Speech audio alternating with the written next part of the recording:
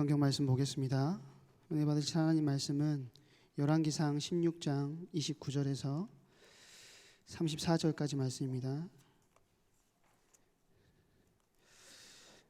열왕기상 16장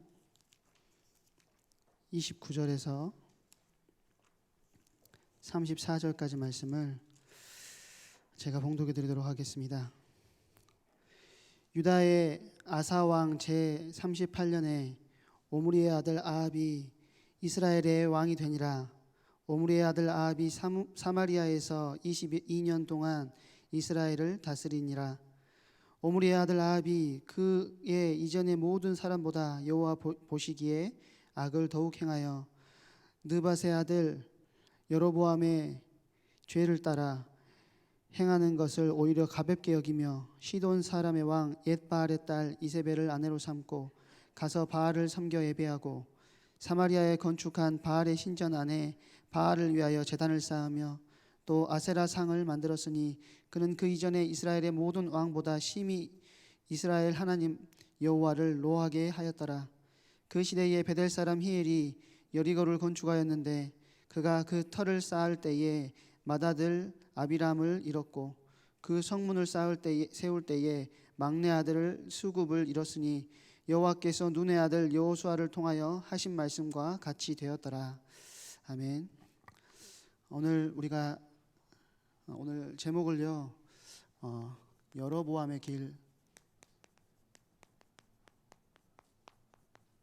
길이라고 지었는데요. 우리가 오늘 우리 본문으로 읽었던 열왕기상이지만 또 열왕기상, 열왕기하가 원래 하나의 책입니다. 열왕기는 왕들의 이야기죠. 왕들의 이야기를 역사서로 이렇게 써놓은 건데 이 왕들의 이야기가 사실은 원래는 한 나라의 이야기가 적혀 있어야 됩니다. 그런데 한 나라의 이야기가 적혀 있지 않고 두 나라의 이야기가 적혀 있어요. 그 시작이 누구 때문이냐면 다른 사람이 아니고 우리가 너무나도 잘 알고 있는 솔로몬이라는 사람 때문입니다. 일천 번제를 하나님께 드리기도 하고 지혜를 얻어서 이스라엘 백성들을 잘 다스리고 했지만요, 그 말년에는 굉장히 하나님의 언약을 잃어버리고 하나님의 뜻을 잃어버리고 우상 신을 섬기던 그런 왕이었어요. 솔로몬 왕이 그랬습니다. 그래서 이 솔로몬의 죄가 너무 커가지고 하나님께서 이스라엘 왕국을 두 개로 나누십니다. 그게 어떤 왕국이냐면요, 우리가 잘 알고 있는 남유다와 북이스라엘 두 나라죠. 남유다는 어떤 지파가 속해 있냐면 유다 지파, 이름이 유다니까 유다 지파하고 또 누구죠? 갑자기 이름이 생각이 안 나네. 그 요셉의 동생 누구죠? 네, 베냐민 지파. 죄송합니다. 베냐민 지파가 이 유다 지파에 속해 있고요. 나머지 10개 지파가 이 이스라엘에 속해 있습니다. 그런데 왜 이렇게 하나님께서 솔로몬 이후에 하나님께서 두 나라로 나누셨느냐? 하나님께서 다윗하고 하신 약속이 있었어요. 내가 네 아들까지 또 네 자손 대대로 이 왕국을 이어갈 거야. 하나님께서 약속하셨어요. 그래서 그 약속을 지키셔야 하는데 솔로몬이 그 한 일 중에 가장 잘한 일이 뭐였죠? 성전을 지었잖아요. 열왕기상 8절에 보면 성전을 짓는데 이 성전을 짓고 나서 그 성전 그 봉헌식을 하나님께 드리고 9장에 하나님께서 무슨 말씀을 하시냐면 너네가 나에게서 떠나면 내가 이 성전을 버리기까지 해서라도 너희에게서 떠날 거다. 너희를 버릴 것이다 라고 말씀하셨습니다. 그런데 그리고는 열왕기상 12장에 보면은요, 솔로몬이 계속 악행을 행하니까 하나님의 뜻과는 상관없는 일을 계속해서 행하니까 하나님께서 어떤 말씀을 하시냐면 내가 내 언약과 내가 내게 명령한 법도를 지키지 아니하였으니 내가 반드시 이 나라를 내게서 빼앗아 내 신하에게 주리라. 하나님께서 말씀하셨어요. 그 신하가 누구냐면 바로 여로보암이라는 사람입니다. 여로보암이라는 이 사람이요, 솔로몬이 얼마나 그 생각을 했겠습니까? 내 왕위를 뺏어가는 이 나쁜 신하 여로보암인 걸 눈치를 챈 거죠. 그래가 여로보암을 죽이려고 합니다. 근데 하나님께서는요, 이 여로보암을 하나님께서 하신 약속이기 때문에 지키시려고 애굽 땅으로 피신을 시키시죠. 그래가지고 세워진 게 남유다 르호보암이라는 왕이 이끄는 남유다와 여로보암이라는 왕이 이끄는 북이스라엘로 갈라지게 된 겁니다.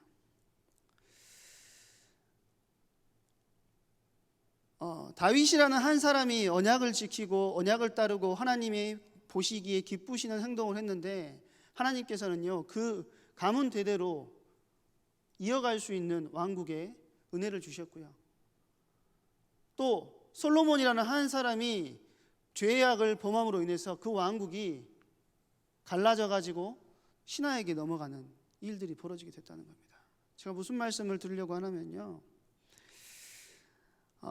구약의 내용들을, 성경을 잘 읽어보다 보면 뭐가 보이냐면 영적인 흐름이라는 것이 분명하게 있구나라는 사실을 우리가 알게 된다는 거예요.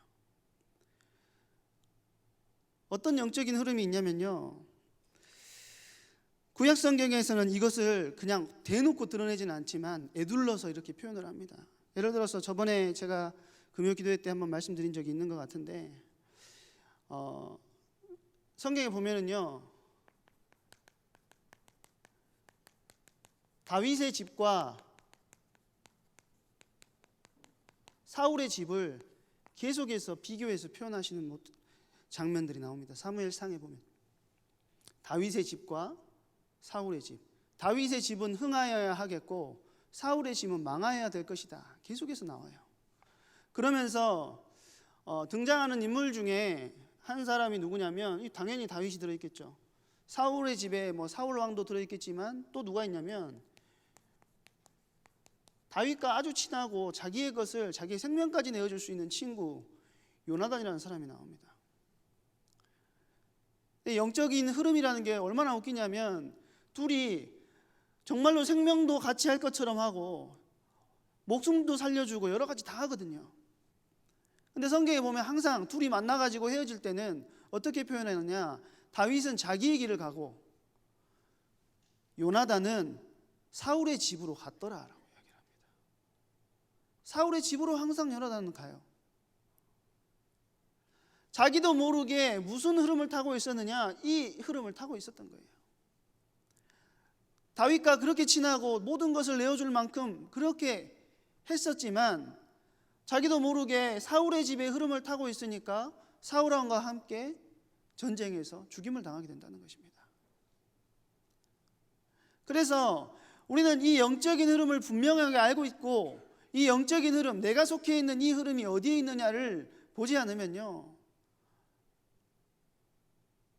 분명히 내가 하나님의 자녀인데 여러 가지 어려움 가운데 있을 수 있고 또 우리 후대 렘넌트들도 그 속에 있을 수 있게 된다는 것입니다. 그래서 저는 이거를요, 뭐라고 표현하고 싶냐면 언약과 상관없는 사람들이 살아가는 흐름이에요. 그리고 언약 안에 흐름이라고 표현을 하고 싶습니다. 시편 1편에 보니까요, 이거를 이렇게 표현하죠. 복 있는 사람이 어떤 사람입니까? 복 있는 사람은 악인의 꾀를 쫓지 아니하며 죄인의 길에 서지 아니하며 오만한 자들의 자리에 앉지 아니하고 라고 했어요. 그러면 언약의 흐름 밖에 있는 인생은 어떤 인생이냐? 악인의 꾀를 쫓는 인생, 오만한 자의 자리에 앉는 인생, 이것이 악인의 언약의 흐름 밖에 있는 인생이라는 거예요. 언약 안에 있는 인생은 어떤 인생이냐? 오직 여호와의 율법을 즐거워하여 그 율법을 주야로 묵상하는 자로다. 여호와의 율법을 즐거워하고 하나님의 말씀을 즐거워하고 하나님의 뜻을 따라가는 인생이야말로 언약 안에 있는 인생이라는 것입니다. 그래서 이 흐름 속에 있는 우리, 다른 흐름이 아니고 언약 안으로 말씀의 비밀 속으로 들어가는 우리 에일의 모든 성도님들이 되시기를 바랍니다. 이 언약 밖에 있는 흐름을요, 저는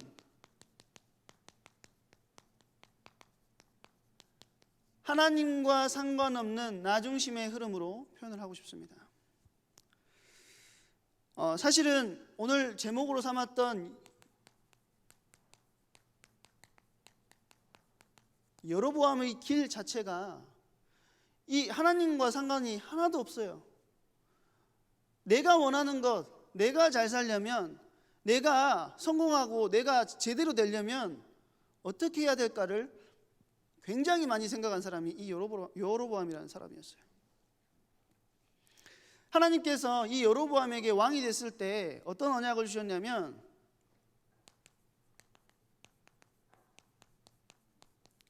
형제끼리 싸우지 말라라고 이야기를 하세요.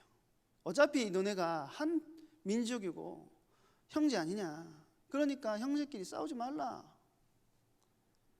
그런데 이 여로보암이라는 왕은요, 이 10개의 그 지파로는 성에 안 차는 겁니다. 그 땅으로는 성에 안 차는 거예요. 그러니까 열왕기상 14장 30절에 보니까요, 재임 기간 22년 동안 재임 기간 내내 뭐하냐? 유다하고 전쟁을 시작합니다. 두 번째는 이 사람이 어떤 길로 가느냐? 하나님께서 그 언약의 백성들을 이끌어 가시고 그 언약의 증표로서 뭘 주셨냐면 3가지 절기를 주셨잖아요.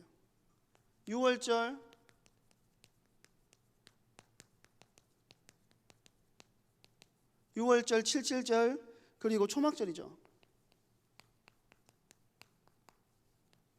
이스라엘 백성들은 이거를 어디로 가서 지키죠?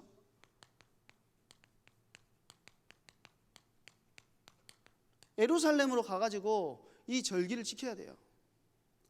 그런데 예루살렘으로 가지 못하게 해요. 그리고 너네 예루살렘 가지 말고 이제부터는 어디에서 드리냐면 베델에서 드려. 근데 이 이면에는 뭐가 있냐면, 혹시나 내 백성들이 르호보암이 다스리는 나라가 예루살렘이잖아요. 도시가 예루살렘이잖아요. 그 예루살렘에 가가지고 르호보암한테 혹하는 거 아니야? 내 백성들이 거기 가가지고 오지 않으면 우리나라는 망하는 거 아니야? 그 생각에 완전히 사로잡혀 있었던 겁니다. 그러니까 하나님께서 지으신 절기는 아무런 상관이 없는 거예요, 이 사람한테는. 그러니까 6월절, 칠칠절, 초막절 시기도 바꿔버려요. 이때 뭐 이렇게 절기가 있잖아요. 우리가 뭐 추석이나 설날에 절기가 있는 것처럼 6월절, 칠칠절, 초막절도 절기가 있는데 이 절기를 자기 마음대로 바꿔버립니다. 그리고는 베델에서 너네 예배드려. 자기의 왕위를 어떻게 하면 길게 가져갈까, 이 생각밖에 머릿속에 들어있지 않는 거예요. 세 번째는요,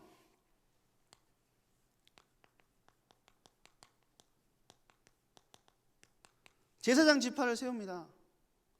제사장을 세워가지고 뭘 하죠? 하나님께 예배드리는 지파예요. 아주 중요한 지파죠. 이 제사장 지파는 어느 지파에서 합니까?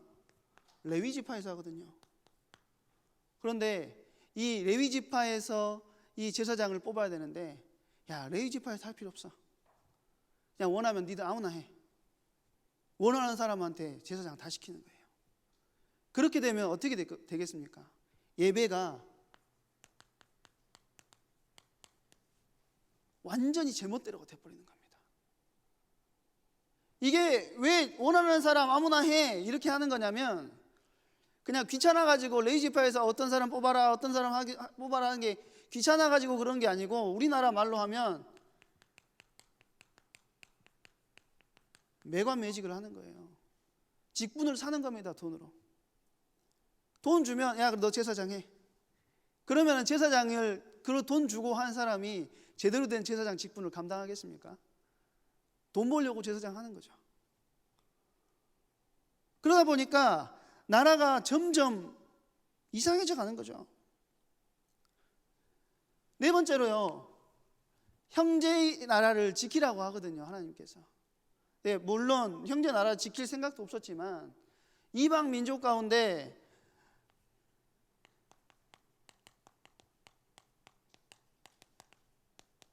예루살렘이 공격당하는데 그냥 가만히 구경만 하고 있는 겁니다. 이 여로보암의 길의 중심에는 뭐가 있느냐? 나라는 것이 들어가 있다는 거예요.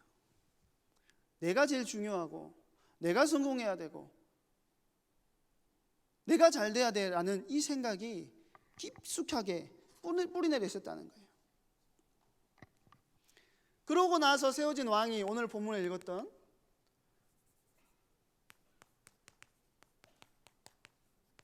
여로보암과는 6대 차이가 나죠. 그런데 웃긴 게요, 이 6명의 왕이 바뀔 때, 6명의 왕이 바뀔 때 남유다는 몇 명의 왕이 바뀌었냐면 딱 한 번 바뀌었어요. 르호보암에서 아사로 한 번 바뀌는데, 북이스라엘은 얼마만큼 왕이 많이 바뀌느냐? 6번이나 왕이 바뀌어요. 왕조가 몇 번이 바뀌냐면 3번이나 왕조가 바뀌어요. 이 말이 무슨 말인지 압니까? 왕이 한 명이 왕이 되면 그 자녀가 또 왕이 되고 자녀가 왕이 돼야 되잖아요. 자녀가 왕이 됐는데 쿠데타 일으켜가지고, 신하가 쿠데타 일으켜가지고 왕권을 뺏어요. 그러면 이제 조금 잘 될 것 같은데 또 왕 조금 하다가 또 쿠데타 일으켜가지고 왕권을 또 뺏겨요. 그것이 벌써 6명째 왕, 6번째 왕이 이 아합 왕이라는 거예요. 그런데 그런 말이 있잖아요. 쪽에서 나온 빛이 원래 쪽의 빛보다 더 진하다, 그런 말 있잖아요. 그 뭐라고 하죠? 갑자기 생각이 안 나는데. 그런데 이 아합이라는 이 사람은요, 이 여로보암이 악한 것보다, 오늘 본문에 읽었지만 여로보암의 악한 것보다 더 어마어마하게 악한 왕이 세워진 겁니다. 오늘 보니까요, 사실은 육신적으로 봤을 때는 이 아합이라는 왕은요 굉장히 능력 있는 왕입니다. 우리 자녀들이 잘 먹고 잘 살고 공부 잘하고 하면 칭찬만 해주지 막 그러잖아요. 교회 안 나오고 공부하면 칭찬하고 그래 지금 너한테는 중요한 건 이거야 이렇게 말을 하는데, 저는 이거를 보면은요 꼭 그건 아니다라는 생각을 합니다. 꼭 그게 아니죠, 무조건. 왜 그러냐면 아합 왕은 능력이 굉장히 많은 왕이었어요. 예를 들어서 이 대형 박물관에 있는 그 비석에 보면은 아수르와 그 가나안의 12민족이 12족속이 그 연합군을 해가지고 싸우는 장면이 나옵니다. 싸우는 장면이 나오는데 이 아합 왕이 몇 명의 전차를 보내냐면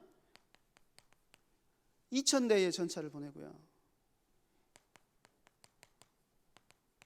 1만의 군사를 아합 왕이 보내요. 그런데 그 싸움에서 그 여로보암의 군사만큼 강한 군사가 없었다고, 이거는 성경의 기록이 아니고 성경 외적인 기록이에요.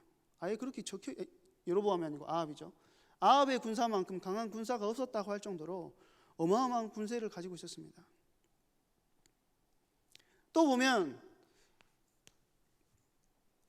뭐가 있었냐면 열왕기하 3장 4절에 보니까요,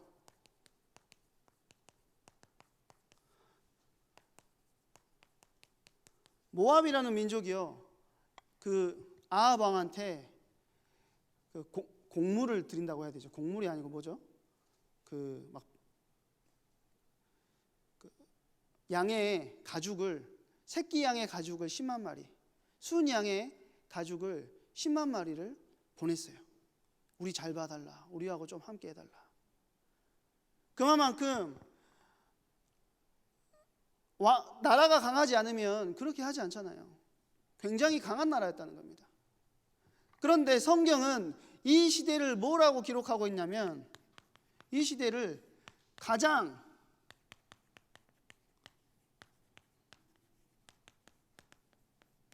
어두운 시대라고 표현하고 있다는 거예요. 가장 어두운 시대가 이 아합 왕이 다스리고 있던 시대였다는 겁니다. 이 아합 왕이 오늘 본문에 보니까 뭐까지 만들었냐면,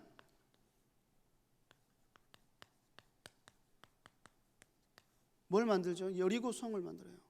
오늘 본문 마지막에 보면 그 시대에 베델 사람 히엘이 여리고를 건축하였는데 그가 그 터를 쌓을 때에 맏아들 아비람을 잃었고 그 성문을 세울 때에 막내 아들 수굽을 잃었으니 여호와께서 눈의 아들 여호수아를 통하여 하신 말씀과 같이 되었더라. 여리고 성을 쌓습니다. 근데 이 여리고라는 지역 자체가 개인의 토지가 아니고 나라의 소유이기 때문에 이 히엘이 자기 멋대로 성을 쌓지 않았을 거 아니에요. 분명히 왕의 지시가 있었다는 거예요. 왕이 지시를 해가지고 히엘이 뭘 쌓냐면 성을 쌓기 시작합니다. 그런데 그 여리고성을 무너뜨릴 때 이스라엘 백성들이 공성전을 열심히 해가지고 여리고성을 무너뜨립니까? 아니잖아요. 어떻게 무너뜨리죠? 여리고성을 하루에 한 바퀴씩 6바퀴를 돌고 6일 동안 돌고 7일째 7바퀴를 돌아서 소리를 지르니까 무너졌다는 거예요. 이 여리고성은 사실은 뭘 보여주냐면, 우리 힘으로는 할 수 없는 그것을 하나님의 은혜로 우리에게 주신 것이라는 하나님의 중요한 선물이라는 거예요. 근데 이 여리고성을 왜 아합이 건축하냐면요, 인간적인 생각으로 봤을 때 이 여리고라는 지역이 이 지역을 지키는데 굉장히 중요한 지역이에요. 왜 그러냐면 이 지역에 뭐가 있냐면 왕의 길이라는 길이 있어요. 큰 대로가 있는데 여기에다가 성을 지으면 자기 나라를 지키는 데에 최고거든요. 인간적인 것으로 봤을 때는 여기를 지켜야 되니까 여기다 성을 지어라. 그런데 여호수아 6장 22절에 보니까요, 뭐라 그랬냐면, 누구든지 일어나서 이 여리고성을 건축하는 자는 여호와 앞에서 저주를 받을 것이다. 거기 돌을 쌓을 때에 맏아들을 잃고 문을 쌓을 때에 막내 아들을 잃으리라 하는 성경 구절이 나옵니다. 왜 여호수아가 돌을 쌓을 때에 맏아들을 잃고 성문을 쌓을 때에 막내 아들을 잃을 것이다는 그런 저주를 하나님께서 여호수아를 통해서 내리셨겠습니까? 여기에 성을 쌓는다는 말은 무슨 말이냐면 하나님의 은혜가 필요 없다는 거예요. 하나님의 은혜하고는 필요 없이 내 능력과 내 힘과 내 의지 가지고 이 나라를 지킬 수 있고, 우리가 우리의 계획과 우리의 뜻을 가지고 충분히 강대한 국가를 만들 수 있다라는 겁니다. 그래 보니까요, 다윗 시대에는 하나님께서 말도 많이 못 키우게 했어요. 그래가지고 말을 포획하면 어떻게 하는 줄 아십니까? 뒷힘줄을 끊어버립니다. 뒷힘줄을. 말을 사실은 포획하면 뭐 해야 되겠어요? 군마로 써야 되거든요. 그런데 뒷힘줄을 끊어가지고 군마로 쓰지 못하게 해요. 희한하죠? 왜 그러냐면 하나님께서 그렇게 하라고 하셨어요. 말을 의지하지 말고 병기를 의지하지 말라는 겁니다. 나 여호와를 의지하라는 거예요. 내가 은혜로 너희를 지켜나갈 것이다. 그런데 웃긴 것은 다윗 시대에 가장 강대한 국가 아니었습니까? 다윗 시대에 최고로 힘 있는 나라 아니었습니까? 성경에 보면 어느 정도로 힘이 있었냐. 예루살렘에 굴러다니는 돌보다 은이 많았더라라고 했어요. 굴러다니는 돌보다 은이 많대요. 얼마나 나라가 재력이 있고 부강하면 굴러다니는 돌보다 은이 많겠습니까? 심지어 다윗을 지키는 근위병들은요, 황금 방패를 가졌는데 제 키보다 더 큰 황금 방패예요. 그런데 히스기야 때 남유다는 어떻습니까? 성전 벽에 있는 거 다 긁어봤자 그 방패 하나도 안 나와요. 그만큼 하나님의 은혜 안에 있고 하나님의 역사하심 안에 있을 때에는 부강해질 수밖에 없었어요. 그런데 그 하나님의 은혜를 잃어버리니까, 왕의 길을 지켜야 되니까 그냥 성전 건축해 했을 때 저주가 임한 것뿐만 아니고 하나님의 은혜가 완전히 떠나버립니다.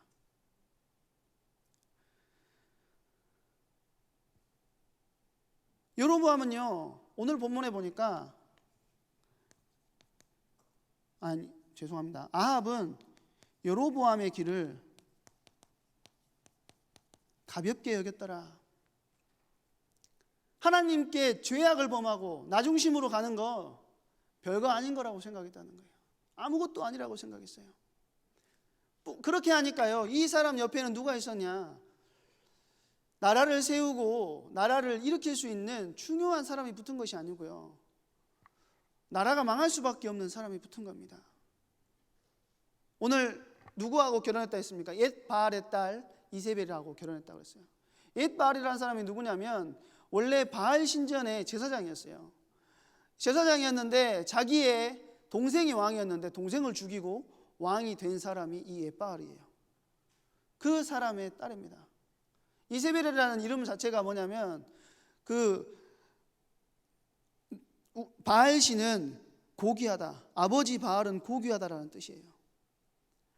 그러니까 이 정도까지 악한 행동을 했다는 것은 옆에서 자꾸 이야기를 하는 겁니다. 바알의 신전 지어라, 이세벨 신상 만들어라 하면서 자꾸 옆에서 부추기는 거예요. 시편 1편 1절에 보니까 악인의 꾀를 좇지 아니하며 죄인들에게 길에 서지 아니하며 오만한 자의 자리에 앉지 아니하고, 그러니까 그 사람들하고 같이 있지도 말라는 거예요. 그런데 가장 옆에 두고 있는 겁니다. 성경에 보면 이런 사람들이 굉장히 많죠. 다윗의 아들 중에 이복 누이를 겁탈한 암논이라는 아들이 있습니다. 다윗의 아들 중에 이복 누이를 겁탈한 암논이라는 아들이 있는데요, 결국에는 이 사람이 누구한테 죽냐면 압살롬, 다윗의 아들 중에 압살롬이라는 다윗의 왕 자리를 한번 뺏었던 압살롬에게 죽거든요. 근데 이 사람한테 옆에서, 이 암논 옆에서 자꾸 그것을 부추긴 사람이 있었어요. 이름만 똑같은 어딨죠? 요나단이라는 사람이 야, 한번 해봐, 계속 옆에서 부추기는 겁니다. 그러니까 할까 말까 고민하다가 그 길로 완전히 가버리는 거예요. 우리는 대학생 때 교수님이 그런 말을 한 적이 있어요. 내 옆에 누가 있느냐를 봐야 된다. 내 옆에 도전이 되는 사람이 있느냐, 아니면 내 옆에 이 사람을 보면 내가 편안해지는 사람이 있느냐, 둘 중에 어떤 사람인지를 봐야 된대요. 내가 놀고 있는데 옆에 있는 사람을 보면 도전이 돼. 공부를 해야, 내가 기도 안 하고 있는데 옆에 있는 사람을 보면 하나님 바라보거든요. 그런 사람을 옆에 두라는 거예요.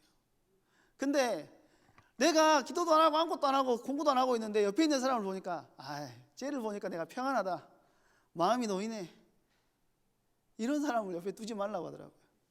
그때는 왜 저런 말을 하실까라는 생각을 했는데 성경의 흐름이 그렇다는 거예요. 또 누가 있냐면 삼손도 보세요. 삼손도 하나님 앞에 그렇게 엄청나게 쓰임받다가 옆에 누가 붙습니까? 들릴라라는 여자가 붙어요. 그 순간에 눈이 헷가닥 가버리죠. 죽는 순간에는 하나님의 일을 했다고 하지만 사실은 더 큰 은혜와 응답들을 받을 수 있었던 삼손이 무너졌던 이유는요, 결국에는 이 흐름, 이 언약 안에 있는 흐름에서 벗어나서 언약과는 상관없는 흐름으로 갔을 때, 그런 사람을 옆에 두었을 때 그런 흐름 속으로 들어갔다는 거예요.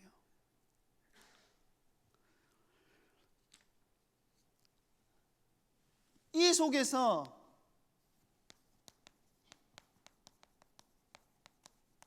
하나님은 우리를 어떻게 인도하시느냐, 이것을 봐야 된다는 겁니다. 하나님이 세우신 왕들이요, 하나님의 말씀을 듣지 아니하고 언약을 지키지 아니하고 자기들이 원하는 대로 가고 움직인다는 거예요. 그런데 계속해서 악인들의 꾀를 쫓아서 가는 거죠. 그런데 하나님은 포기하지 않으시고요, 여호와의 말씀이 그를 꾸짖고 그를 바로잡으려 한다는 겁니다. 우리가 오늘 본문에 읽진 않았지만 왕상 12장 1절에 보면은요, 물론 이게 아합 왕에게 주어진 내용은 아니지만요, 바아사라는 왕에게 주어진 내용인데요, 12장 1절에 16장 1절이죠. 열왕기상 16장 1절에 보니까요, 여호와의 말씀이 하나니의 아들 예후에게 임하여 바아사를 꾸짖어 이르시되, 하나님께서는요 꾸짖으신다는 거예요. 뭐 하려고? 돌아와라. 너의 그 여로보암의 길에서 다윗의 길로 돌아오라는 거예요. 제가 저번에 금요 기도회 때 이 다윗의 길을 충실하게 따랐던 세 왕 있었다고 제가 소개해 드렸잖아요. 누구였습니까? 여호사밧과 히스기야와 또 요시야. 하나님께서 보시기에 굉장하게 이 다윗의 길을 갔다고 성경은 이야기를 하고 있어요. 하나님께서는 제가 봤을 때는요, 이게 우리나라 요즘에 청년들이 이게 나라다라는 그 피켓 광고 문구를 가지고 요즘에는 그렇게 말하잖아요. 이게 나라냐 이렇게 하잖아요. 근데 사실은 북이스라엘이요, 진짜 그 나라한테 그렇게 말을 해주고 싶어요. 이게 나라냐? 말도 안 되는 나라예요. 왜냐하면 아까도 말씀드렸지만 남쪽의 왕이 한 명 바뀔 때 북쪽 왕이 6명이나 바뀐다는 거예요. 그만큼 완전히 흔들려 있는 나라라는 겁니다. 그런데 버려도 충분한 그 나라를 하나님께서는 뭐 하기를 원하시냐? 바꾸시기를 원한다는 거예요. 뭘 가지고요? 하나님의 말씀을 가지고 바꾸시기를 원한다는 것입니다. 다른 것으로 바꾸려고 하는 것이 아니고 말씀으로. 하나님은 포기하지 않으시고 여호와의 말씀이 끝까지 그를 찾아가서 꾸짖고 바로잡으려고 한다는 거예요. 부모님들이 자녀를 혼내는 이유가 뭡니까? 망하라고 혼냅니까? 아니잖아요. 부모님들이 자녀를 혼내는 이유는요, 어떻게 해서든지 이 자리로 가게 하기 위해서 그렇다는 거예요. 제가 이번 주 수요일에 제 딸, 4살짜리 딸을 끄집고 나갔어요. 예배 중에 따라 나와. 끄집고 나가가지고 밖에 있는 테이블에 딱 앉혔어요. 그래가지고 뭐라 했냐면, 네가 지금 무슨 시간인데 이렇게 하고 있는지 아냐? 이 자리는 하나님께 예배하는 자리다. 나이가 어리든지 많든지 그건 상관없다. 아빠는 네가 다른 사람들한테 잘 보이기 위해서 예배를 드리라는 말이 아니다. 네가 하나님한테 세우지 않으면 안 되잖아요. 그 꼬마라도 어렸을 때 그게 들어가지 않으면 안 되잖아요. 그러니까 혼자서 이렇게 참고 또 참고 예배를 드리다가 도저히 안 되겠는 거예요. 데리고 나가가지고 이야기를 했어요. 그리고는 들어오면서 아이를 꼭 안아줬어요. 제가 그 아이를 싫어하기 때문에 그런 말을 하는 게 아닙니다. 아이들에게 진짜 들어가야 되는 게 뭐냐면 하나님의 말씀이기 때문에 그렇다는 거예요. 저는요, 뭐 다른 거는 뭐 모르겠어요. 자기들 마음대로 다 하라고 하세요. 근데 큰딸이 뭐 요리사가 될 거야. 요리사 해봐. 근데 요즘에는 또 뭐 한다고 하냐면 방송국에서 일을 하고 싶대요. 연예인이 되고 싶다는 게 아니고 방송국에 공부를 열심히 해서 방송국에서 일을 하고 싶다는 거예요. 그래 해봐. 다른 거 다 해봐. 그런데 제가 하나 포기하지 못하는 게 있어요.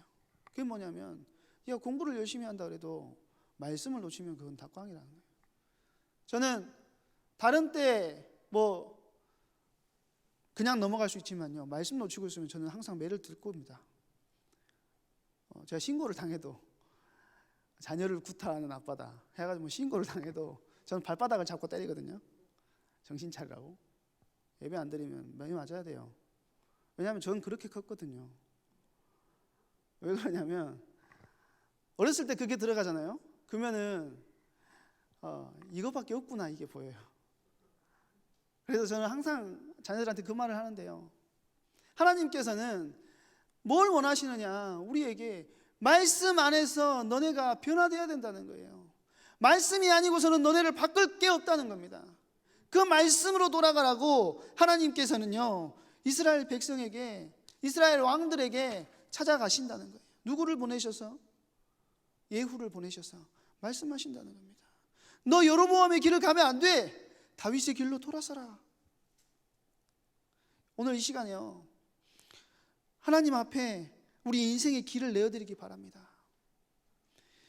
지금 내가 가는 길이 지금 나의 길을 가는지, 하나님께서 원하시는 길을 가는지 확인해 봐야 된다는 거예요. 내가 지금 나의 길을 걷고 있다면, 내 자녀가 지금, 내 자녀의 성공을 위해서, 내 자녀가 잘 먹고 잘 살고 사회적으로 이름 있는 직종을 가지고 멋있는 사람으로 만들기 위해서 그것이 최우선의 목적이 되고 있다면 그것부터 바꿔야 된다는 거예요. 그리고 어디 안으로 이 사람과 나의 생각과 마음을 자꾸 집어넣어야 되느냐? 다윗의 길로 나를 집어넣어야 된다. 나의 자녀를 다윗의 길로 집어넣어야 된다. 이것이 아니면 안 된다는 것을 하나님께서는 이야기하고 계신다는 겁니다. 북이스라엘의 왕들이 엄청나게 악한 왕들이잖아요. 그런데 남유다에 어마어마하게 악한 왕이 있습니다. 그게 누구냐면 므낫세라는 왕이죠. 므낫세가 어마어마하게 악해요. 누구의 아들인 줄 아십니까? 히스기야의 아들이에요. 히스기야가 죽다 살아나가지고 낳은 아들이 므낫세입니다. 죽다 살아나가지고 낳은 아들이 므낫세이고, 얼마나 소중하고 하나님을 얼마나 감사했겠습니까? 이 아이 므낫세라는 아이한테 그 하나님의 그 역사하심과 인도하심을 전달하지 않았겠습니까? 내 하나님 때문에 내가 지금 살아있다, 하나님 때문에 우리나라가 지금 이렇다 말하지 않았겠어요? 말했겠죠. 므낫세가 언제 왕이 되냐면 12살 때 왕이 돼요. 왕이 돼가지고 뭐하냐, 아버지가 했던 산당 무너뜨렸던 거 다시 세웁니다. 아버지의 길과는 상관없이 완전히 악한 왕의 길을 가요. 악한 왕의 길을 간다니까요. 우리 말로 하면 이 므낫세 누구예요? 렘넌트잖아요. 왜냐하면 히스기야가 아까 뭐라 했죠? 다윗의 길을 걸은 왕이에요. 다윗의 길을 걸은 왕인데 아들은 왜 그러냐는 거예요. 아들은 왜 그럴까? 하나님께서요, 이 모습을 보시고요, 누구를 들어 사용하시느냐? 아수르라는 나라를 들어 사용하십니다. 아수르라는 나라를 들어가지고 어디로 갖고 가냐면 쇠사슬로 묶어가지고 애굽으로 끌고 가요. 므낫세를. 애굽으로 끌려가는 도중에 뭘 보느냐? 하나님의 능력을 보는 겁니다. 하나님의 살아계심을 보는 거예요. 그리고 뭐 하느냐? 하나님께 회개합니다. 그렇게 악한 일들을 했던 그 므낫세 왕이 하나님께 회개하는 거예요. 그리고 여호와 앞에 겸손하게 나와가지고 기도하는 겁니다. 하나님께서는요, 그 겸손하게 나왔던 므낫세 왕의 기도를 받으시고요, 그 왕의 직을 회복시켜 주시는 거예요. 므낫세 왕이 돌아가가지고 유대 돌아가가지고 뭐 하냐면 산당을 없애기 시작합니다. 어렸을 때 아버지에게 들었던 지식으로만 알고 있던 그 그리스도가, 그 복음이 체험될 때, 자기에게 실제적으로 찾아올 때에 그것이 그 안에서 능력이 된다는 거예요. 우리 렘넌트들 보시면서 그런 생각하실 수 있습니다. 아, 저것들은 어렸을 때부터 말씀 그렇게 많이 들었고 훈련 그렇게 많이 받았는데 왜 저래? 이렇게 말하기 전에 뭘 해야 되느냐? 이 아이들이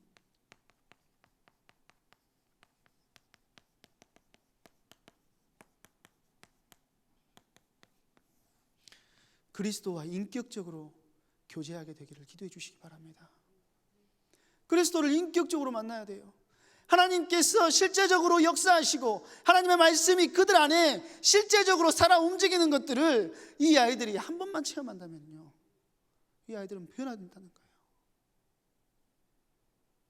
그것을 위해서 우리는 기도하고, 그것을 위해서 우리는 이 아이들을 훈련해 보내고요, 그것을 위해서 우리는 여름 스케줄을 만드는 것입니다.